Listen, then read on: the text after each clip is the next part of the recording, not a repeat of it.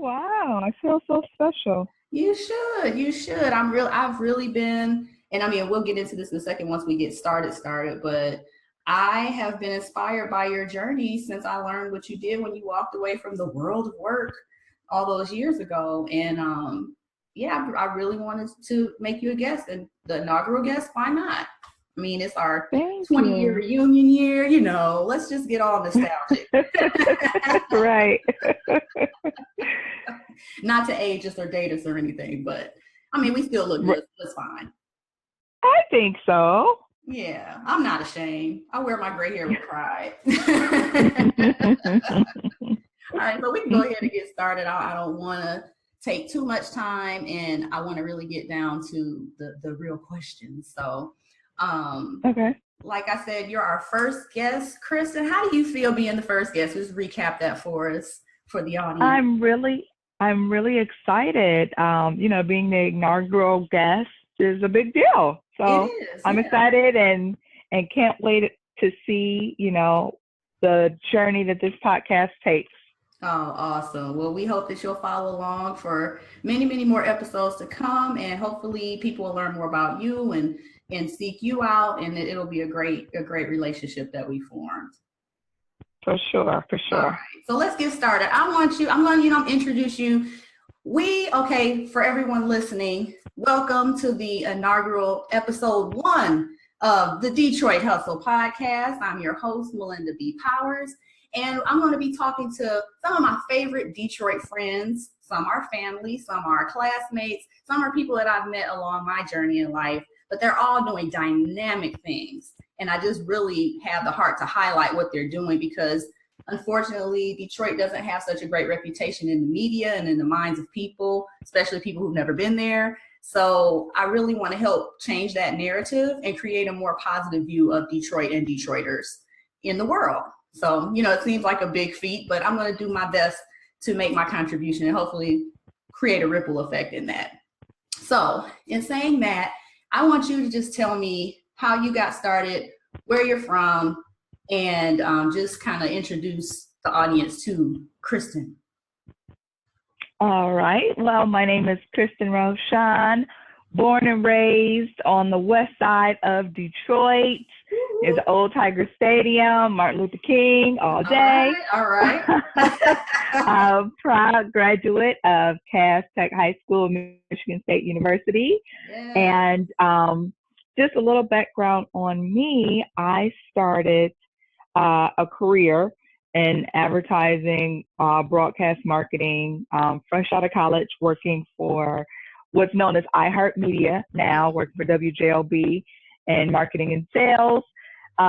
That journey took me over to the competition, working as a promotions director for Radio 1, then down to Charlotte, North Carolina, and to New York City, working for CBS Radio, where I took a hiatus from working the 9 to 5 to launch something that I thought would be special, which is divasandorks.com, a blog dedicated to style and technology from the perspective of multicultural women. All right. Yeah. So look, we're going to just stop right there. I don't know if I just missed this because I'm so excited, but what was your major at Michigan State? So at Michigan State, I was a communications major. So Okay. Communications, advertising with a specialization in public relations. Okay. So you got the goods to back it up. I like that. So now where I started to really follow you was when the Divas and Dorks was established. That to me was so amazing. And I just have so much respect for bloggers, the early bloggers, because you guys were in the trenches creating what we see now is blown up. People are making these fabulous livings, some of them doing blogs, and they were the people that got in early, most of them.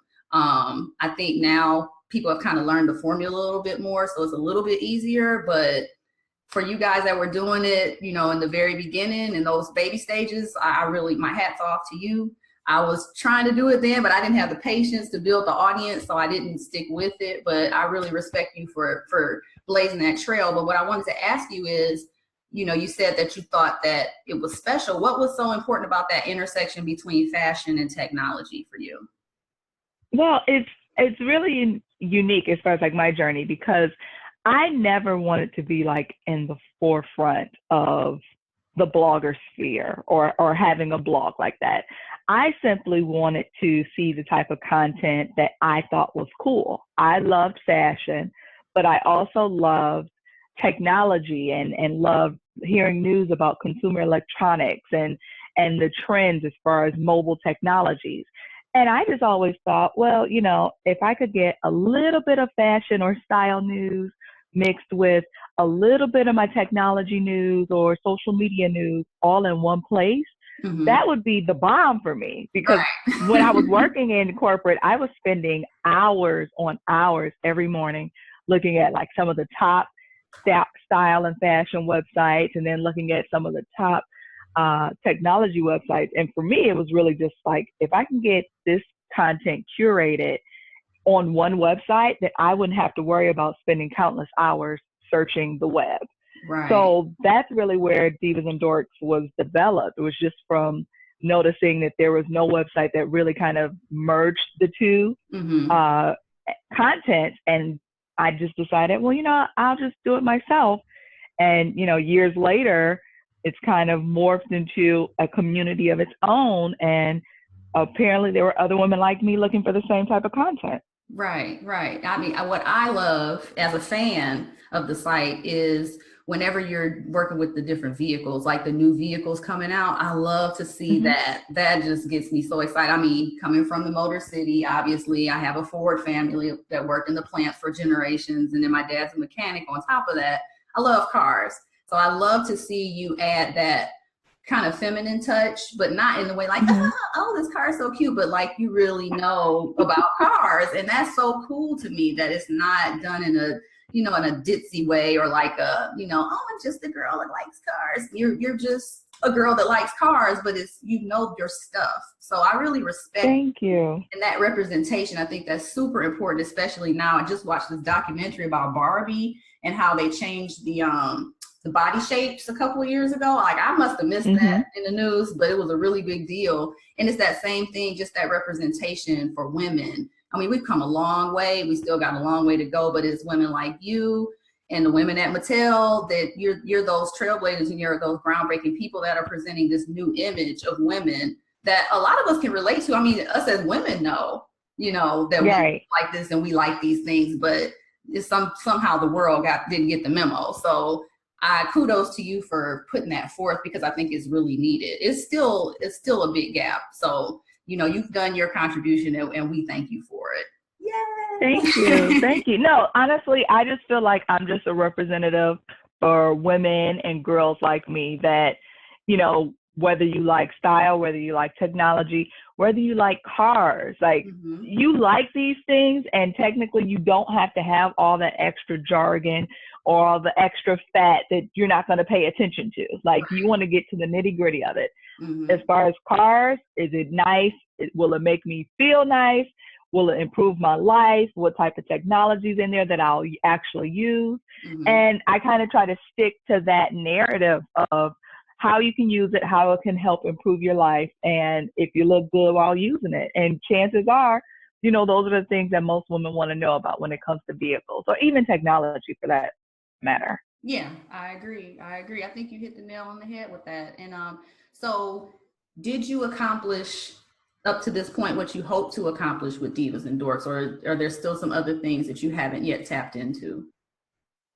Honestly, I think I have, simply because prior to Divas and Dorks, there were no conversations about, or there were no mainstream conversations about merging style and technology. Those things were kind of separate, like oil and water. You didn't have your gold MacBooks or as many smartphone accessories as you have now. You didn't have as many people talking about the stylish elements of technology as you do now.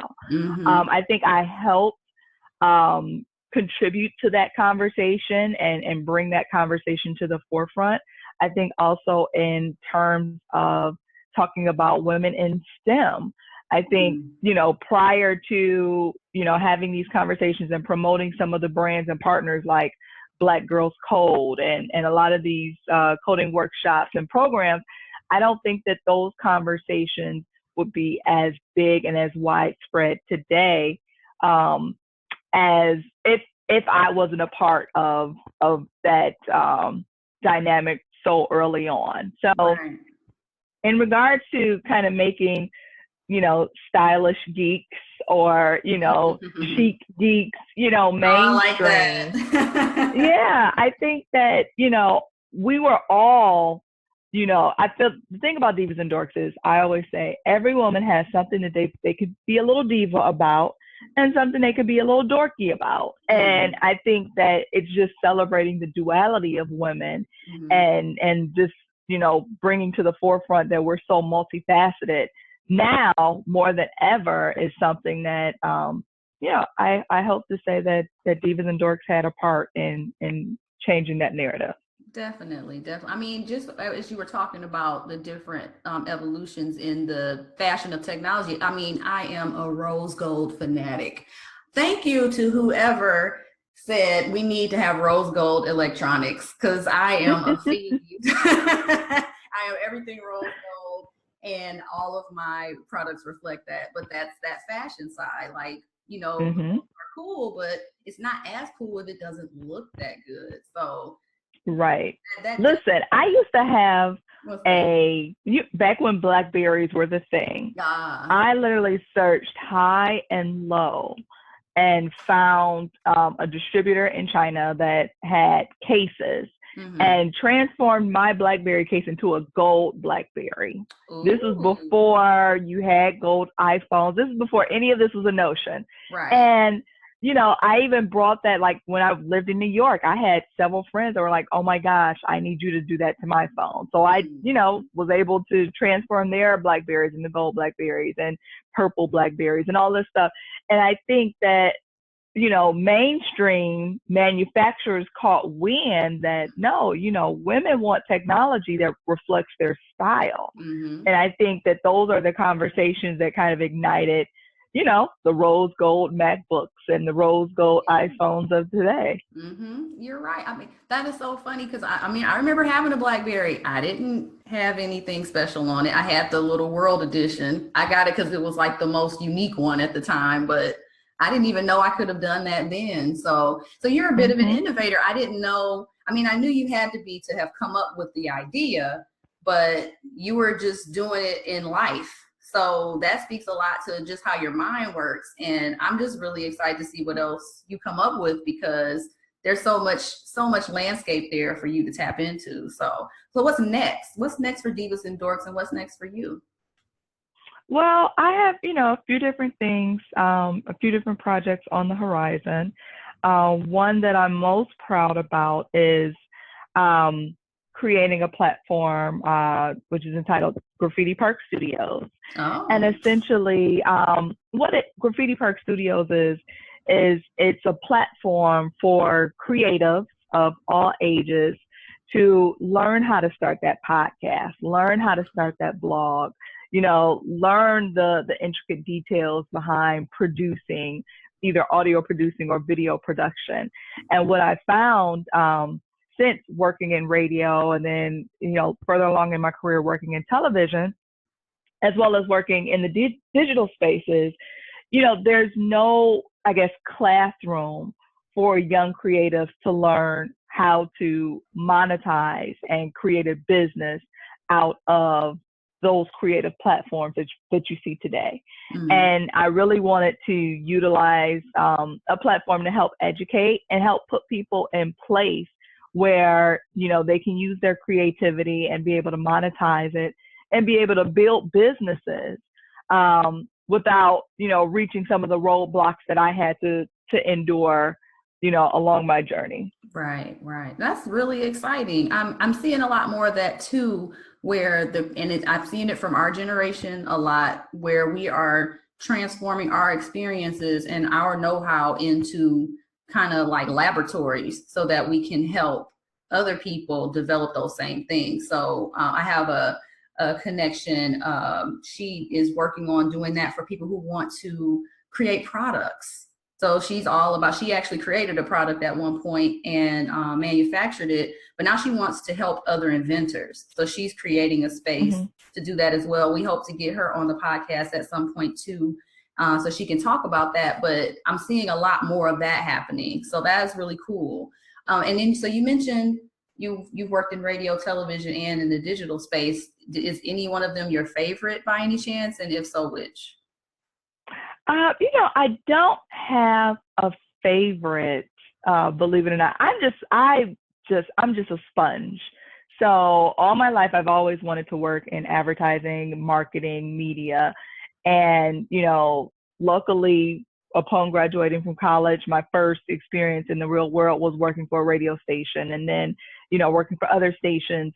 So for me, it's more so about constantly learning, constantly evolving and getting as much knowledge as possible to then, be able to apply it to my own endeavors. So, and that's something that, because my experience in radio, because of my experience in digital, as well as television, I really want to use that knowledge and know-how to really take Graffiti Park Studios to the next level. Well, that sounds awesome. I'm so excited to see this. Oh my goodness. So when is this going to be launching, or can you give us a little more information about it? Sure. Okay. So just to give you like a little bit of background on Graffiti Park Studios. So essentially, Graffiti Park Studios is going to be home of its first of its kind content creator studio. Okay. So if you want to create content, if you want to build content, if you want to learn how to monetize content, but in addition to that, it will also be an entertainment venue and entrepreneurship hub. So this is where we take that content creator and help them become a business with what they create. It's really, destined to be kind of the epicenter of creativity. And they'll have a photography studio, podcast studio, black box theater, a co-working space, as well as an art gallery, which will also be used as an event space as well. So what we're doing right now is we're going to be launching our crowdfunding portion of the plan later this summer. We do have a few events planned for the fall because we are looking to build this up in the city of Detroit. So this is something that, has been a dream of mine since, leaving the city, but knowing that I was always going to come back home and always knowing that I wanted to help and do my part to help the revitalization of the city as well.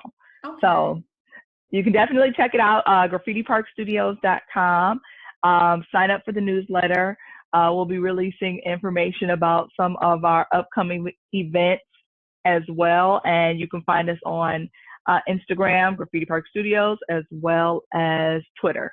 All right. Well, so that was the perfect segue because now we want to get to the meat of this, and that is the whole Detroit roots part.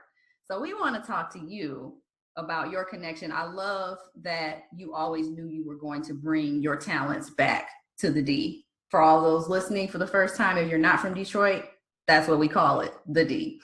And so bringing that to the D is so important because, there's a lot happening in Detroit right now. It has been for years. It's a lot of development. It's a lot of talent and things being created. However, my concern is always who it's going to really benefit. And my heart goes out to all the people who have stuck it out and been there for generations on generations and haven't seen the fruits. And I'm hoping that opportunities like Graffiti Park Studios and other things going on are going to help keep Detroiters in Detroit and continue their legacies into the future. So personally, and your experience, we'll just in general, what makes the D so special to you? Being from there, of course, and having a heart for the city, what is it that's so special about Detroit, in your opinion, that you would want to bring something like Graffiti Park Studios there? I think what makes Detroit so special and the people from Detroit so special is that we're resilient. And not only are we resilient, but we have a hustle unlike any other hustle in the world. We could literally make some magic happen. Yes. And I think that that's not something that you can learn. That's something that you're born with. And I don't know if it's something in the air here or the fact that Canada's right across the street, but Detroiters got it. Yes. Detroiters got it. Like, there's no better hustler. There's no better move maker, change agent, trendsetter than a Detroiter. So, you know, at the end of the day, we can do anything we put our mind to. It's just change. It's just, you know, really either initiating the mindset or visualizing the goal or knowing what type of impact you want to make. But once that mind is determined on the Detroiter, miracles happen. Yes. Period. Yes. And that is the whole embodiment of this podcast. You just encapsulated it perfectly. Thank you.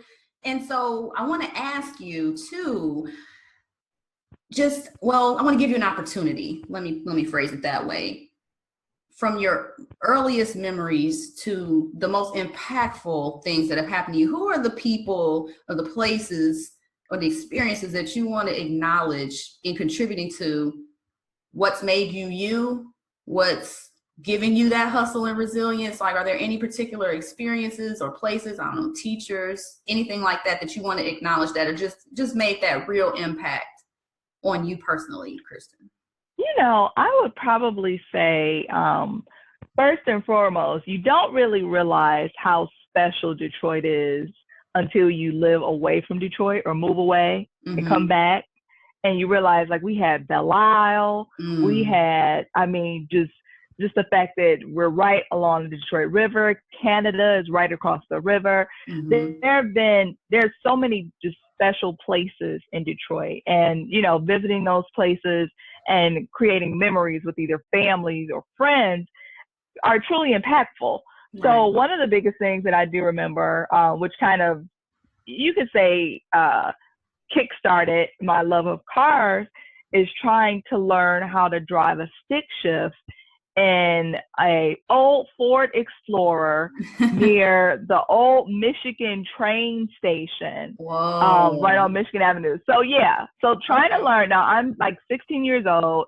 This truck is like 5 times bigger than me, and I'm trying to drive a stick shift in front of the old train station. Wow. So one, you know, that was kind of intimidating, but it once again, going back to the Detroiter having resilience, is it really made me feel like, okay, I can't figure this out. Like, it's difficult for me, but that doesn't mean I'm going to quit, and I'm going to learn and I'm going to figure it out. Now, the funny part about that is it took 20 years later for me to try to learn how to drive a stick shift.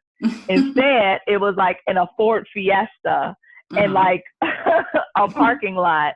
But the real point is the fact that just having that memory and feeling so intimidated by learning something new kind of instilled, you know, that moment in time for me. So anytime I get a new car to review or a vehicle that a company wants me to review, I always take it for a spin near the old train station. Just kind of, it was kind of like my little proving ground of learning to drive. That is cool. What's been your favorite car? Now, I've seen some of the cars you've gotten to test drive. They're pretty cool. What was your favorite one?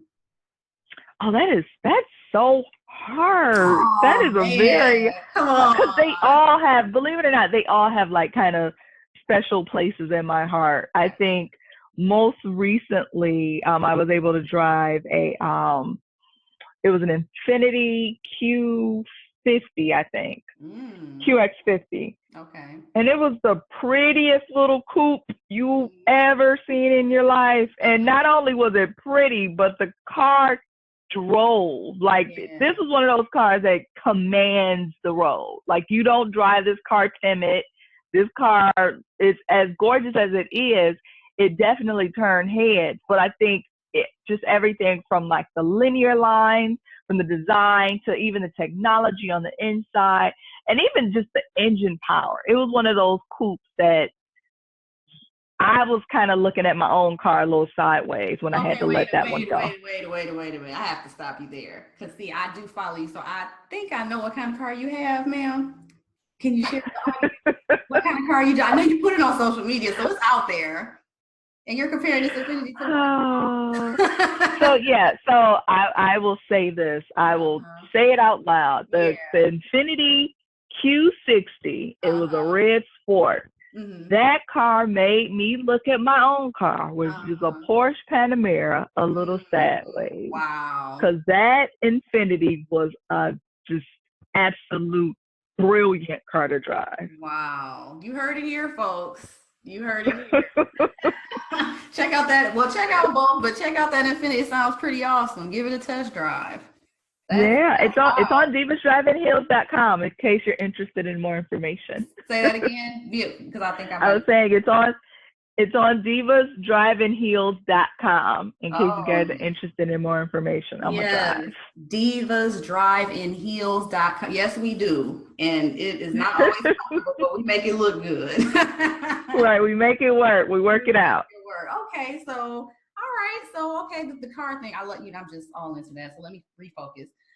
So now we've come to the portion of the show, which we're going to wrap it up. I don't want it to run too long because I want to keep people in their attention spans with us. But for those who are not from Detroit, that don't know a lot about Detroit, and even for those who are, that will, some of this will resonate with them, I want to ask you about, we're going to call this session the Fab Five. So I'm going to ask you 5 questions, all Detroit centric, and you just give me your freestyle answer. If you want to add a story with it, feel free. But I'm going to focus on 5 different aspects of being a Detroiter or living in Detroit. So the first one is, what is your favorite place in Detroit or landmark? And I know you talked about the driving experience. If there's another place that tops that, talk about that. So your favorite Detroit landmark or place? Favorite Detroit landmark, hands down, Eastern Market. Yes. Eastern Market. I think I read somewhere that Eastern Market is like one of the oldest freestanding open markets in the country. Gotcha. Yeah. And believe it or not, it's open all year round. Yeah, right. That's right. Even in the cold. Mm-hmm. Because we're resilient. Mm-hmm. I remember when I was in law school, I lived not too far from there in Lafayette Towers. I used to love being that close because I would go all the time, and you can clean up. I mean, that's some of the best farmers market deals I've ever gotten in my life happen at Eastern Market. You get so much good produce, and it's just amazing. All right. And then they have Flower Day every year too in May, which is like that's kind of the official, unofficial kickoff to the season. So I love it there. Yes, that's awesome. I do love some Eastern Market myself. All right, so we'll move on to number 2. Number 2 is, what is your favorite Detroit restaurant or dish? We're going to keep this a little vast because I know this can go a lot of different places really fast. So, and it could be past or current. It could be something that we don't have anymore there or something that we do. But your favorite, hands down, restaurant and or / dish. Oh, gosh. So you just killed me when you said past or present. You did. Because I had a place in mind that's kind of past, but it's still around. So I'll say this. A place that, you know what? I'll give you a 2-part answer. Okay, go ahead. A place that was just great from my past that I absolutely adore, Mr. Fofo's corned beef. Ah, the corned beef sandwich. The corned beef sandwich that was like bigger than your head. Yeah. Like this was a corned beef monster. Yeah. But ironically, they're back and they actually have they have a location. It's called like the Avenue of Fashion on Livernois between I think like 7 Mile and 8 Mile. Yes. So they're back. I haven't tried the new location, but my second answer would be I love Thai food, and my favorite Thai food restaurant that has been consistent for years is Sala Thai in Eastern Market. Oh, best tasting Thai food. You can't beat it anywhere. And I lived in New York. So you cannot beat it anywhere. Best dish, like, is it just the pad Thai or what do you like there? Yeah, I am a creature of habit. So I love me some pineapple fried rice with chicken. That's it. That's That's it. Egg rolls, and you gotta have Thai tea. gotta have the Thai Those three tea. things, that's it for me. Okay, so the pine. Say it again. Pineapple It's a rice. pineapple fried rice with Okay, chicken. with chicken. Okay, Hmm. with the egg rolls and the Thai tea. With the egg rolls and the Thai tea. Gotta have the trifecta. Okay, well, you heard it here, folks. Go to Eastern Market, go see Solid Thai, and check out the new Mr. Fofos on the Avenue of Fashion. Okay. So you just taught me something. See, my problem is I don't come back as often as I would like. That's going to change because there are some new opportunities coming. But it's hard for me to cram in all the stuff I want to eat when I go home. Oh yeah, and it's almost like you have to do like your research, and you have to like lock in the places you want to go, because it can definitely be overwhelming for Well, sure. I mean, Facebook has killed it because now I see videos and stuff all the time. I'm like, okay, let me save that. I'm gonna like them, so I'll remember who they are when I go back. But I have too many of them saved, so if I'm there for a weekend, it's over. I'll just be eating the whole time. So we'll move to that problem very soon. Right, so let's go on to number 3.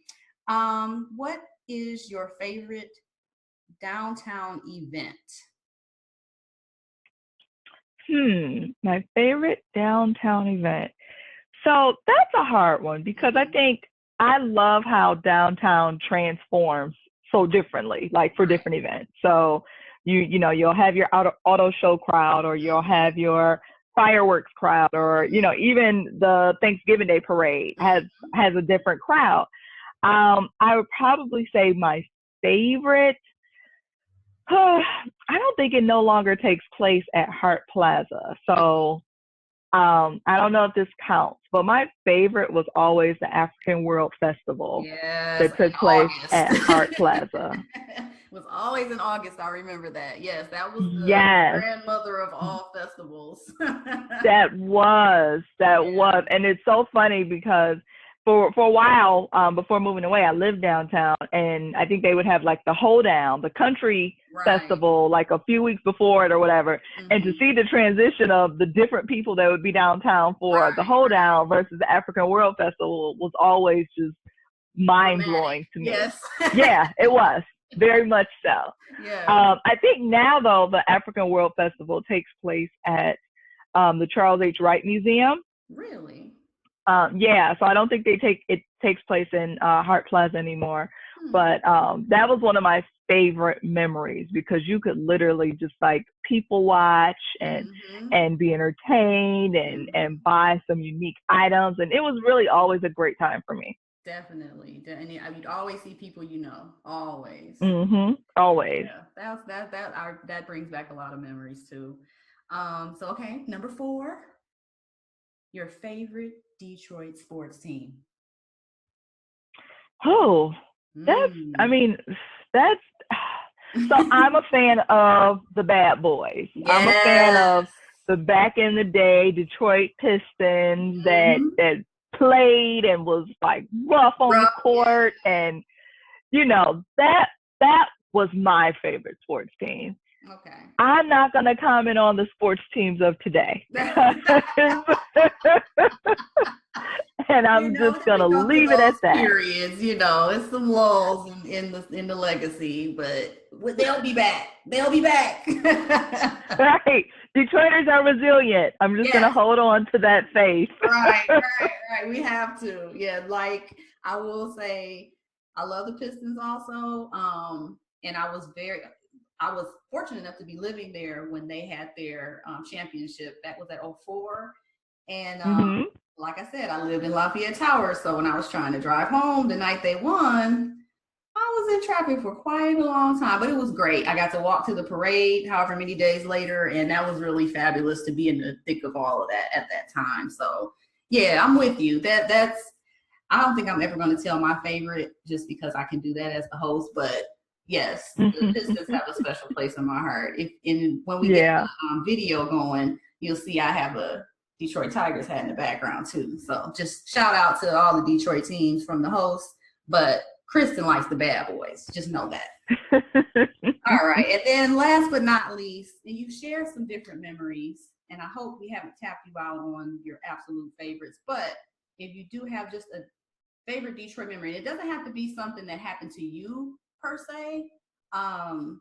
It can be just something general that was newsworthy or very memorable, to people, but a very distinct Detroit memory that you can share. A distinct Detroit memory.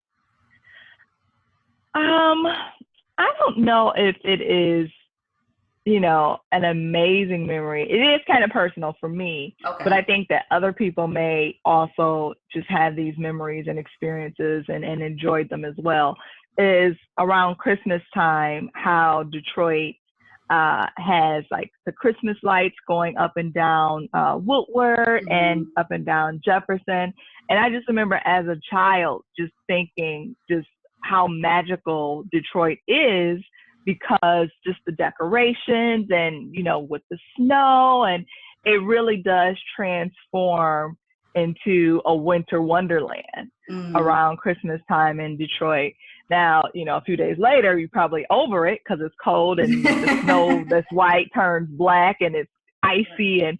But for those magical moments, Detroit is a beautiful winter wonderland-esque place. And I think that it just kind of instills the magic and wonder of Christmas to kids. And that's something that, I'll never forget growing up. And, kind of even reliving it every year now, going downtown around the holidays. Well, now they got isn't it Campus Martius is like the epicenter for that time of year. Yeah, now Campus Martius with the Christmas tree and then ice skating, and then they have different shops downtown, and it really has transformed into our own little Rockefeller Center or Rockefeller Plaza for sure. Yeah, you took the words right out of my mouth. That's awesome.